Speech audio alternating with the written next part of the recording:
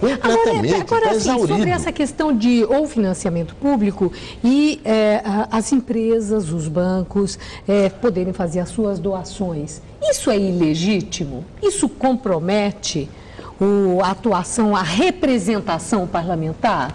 Garatini. Olha, eu acho que uma das grandes questões que nós estamos enfrentando é exatamente a separação do que é crime de corrupção, né? Eu acho que aí essa questão do Distrito Federal está mais para isso do que para a questão eleitoral.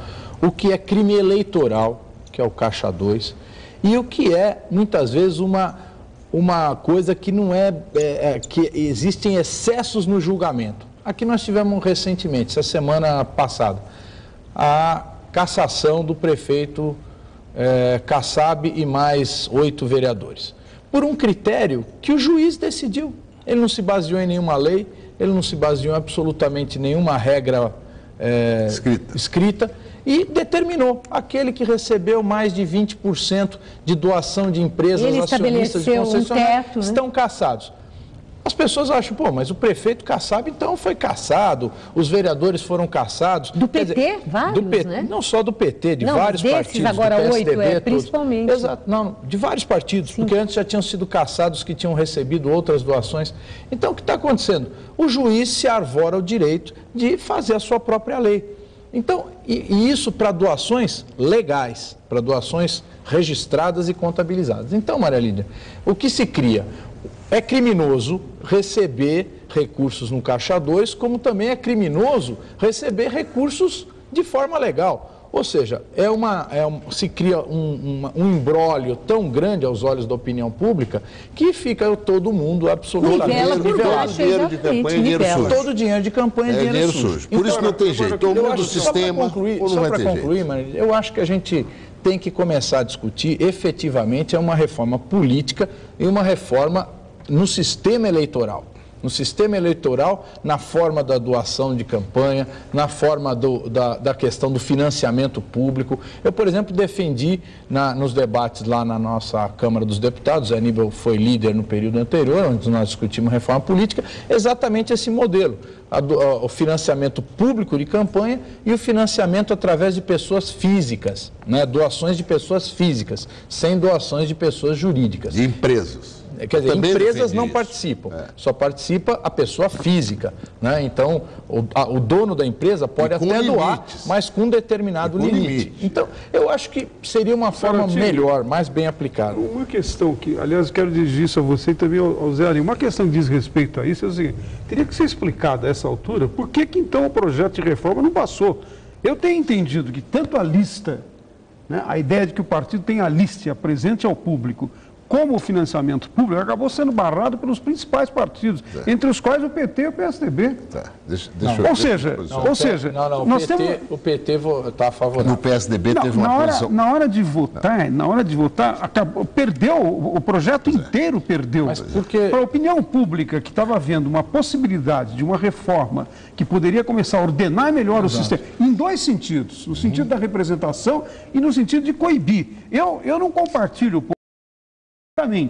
o juiz em São Paulo entendeu que empresas concessionárias, ou no caso o Itaú, o Itaú que presta serviço, não pode fazer doação para as campanhas. Veja, o que nós temos, o que isso evidencia? Há uma completa e confusa legislação a respeito e um marco jurídico incompleto que não é compatível com o que a opinião pública deseja da democracia. Bom, agora, os dois partidos de vocês têm que dizer alguma coisa sobre isso. Não, mas os dois partidos, o PSDB tem uma tese, ou defendeu naquele momento a tese do voto distrital, né? O PT e o DEM defenderam a lista partidária e o financiamento público. O que existe, no meu modo de ver, é uma questão que é o temor de muitos deputados de mudar o sistema eleitoral. Interessante, isso é interessante. O camarada fala, eu ganhei por esse sistema, por que eu vou arriscar outro sistema? O que é esquizofrênico, porque no sistema de lista e no sistema de voto distrital, a chance o grau de renovação é muito menor do que no sistema que nós temos hoje. O sistema que nós temos hoje é praticamente a metade.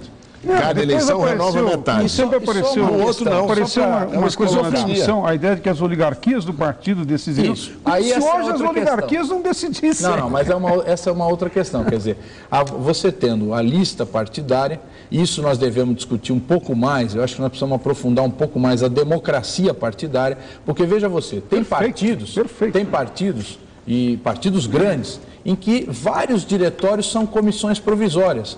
E aí o dirigente nacional ou dirigente estadual, se ele não está contente com a orientação política do seu diretório inferior, ele faz uma intervenção, troca todo mundo e muda. Então, tem que haver uma certa consolidação da democracia no interior dos partidos. Eu acho que isso é fundamental. Agora, Mariana, eu imagino que o interesse, é exatamente isso aí, nós estamos indo tangenciando o interesse do telespectador e do cidadão. Dizer o seguinte, está ficando claro, até no nosso debate aqui, que chegamos no limite. O Zé Álvaro estava observando que o juiz, e isso é uma questão que nos incomoda, mas a responsabilidade é nossa, do parlamento. O judiciário tenta entrar cada vez mais no regramento das eleições, no regramento da política de um modo geral. Pela omissão do parlamento. Pela omissão do parlamento. Então, eu acho que nós estamos... Exato. Eu acho que nós estamos chegando num ponto que não vai dar mais para empurrar com a barriga. A meu ver, há algumas reformas, entre elas a reforma política, que devem ser pauta comum dos candidatos. Mas a impressão que fica, esse discurso não é novo, Zé. Não, eu sei que não é novo. Isso é um discurso antigo que parece até exaurido sobre a necessidade da reforma política, mas quando ela vai lá no Legislativo, quando ela entra em discussão, ela resulta sempre em alguma mudança pífia. Uma coisa muito insignificante. A única coisa expressiva que nós conseguimos fazer dessa vez foi internet. E assim mesmo com muita dificuldade. Com dificuldade. Mas agora, exatamente, então vamos na causa. Eu gostaria de ouvi-los. Foi usada aqui a expressão temor. Essa resistência dos próprios parlamentares. Medo do quê? O sujeito acha, eu cheguei aqui desse jeito. Muda esse regulamento, como é que eu vou fazer? Medo do quê? Se coloca em discussão tudo isso? É medo do julgamento do eleitor? Eu acho que tem É querer tapar a circunstância, ninguém sabendo direito como é mais fácil? Tanto o voto em lista quanto o voto distrital, eu sou contra o voto em lista. Eu sou a favor do voto distrital misto. Mas tanto um como o outro, eles dão à sociedade uma oportunidade melhor de acompanhar o desempenho, seja do partido, seja dos eleitos. O sistema que nós temos hoje é uma confusão geral, você não acompanha nada. Agora, e interessa a confusão? Isso que eu quero ouvir.